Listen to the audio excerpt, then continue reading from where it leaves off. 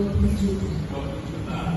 Setelah memberikan pesanan itu 20 juta. Benar, saat Pak Catur datang ke kantor, kebetulan saya lagi sendiri, Pak Catur minta saya konsultasi. Ini jaksa menghadirkan sebanyak 10 saksi. Ada mantan PLT Kepala Dinas, ada mantan Sekda, ada mantan ada mantan Bapelda, Sekretaris Bapelda, semuanya dihadirkan semua, sebanyak 10 orang. Pandangan kita atau penilaian kita terhadap perkara ini dengan klien kita ini apa, Bos?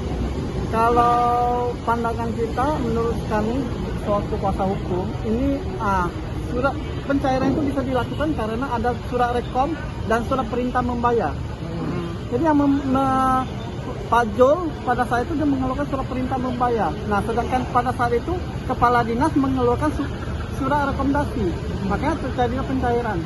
Jadi mestinya bertanggung jawab gimana? Yang bertanggung jawab, makanya pada saat itu saya tanyakan dari kasus ini, Bapak sewaktu Sekda, siap menurut Bapak ada perintah membayar dan ada surat rekomendasi menurut Bapak sewaktu Sekda, siapa yang paling bertanggung jawab? Sekdanya bilang diam.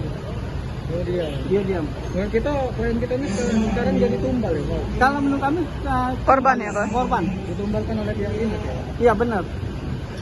Oke.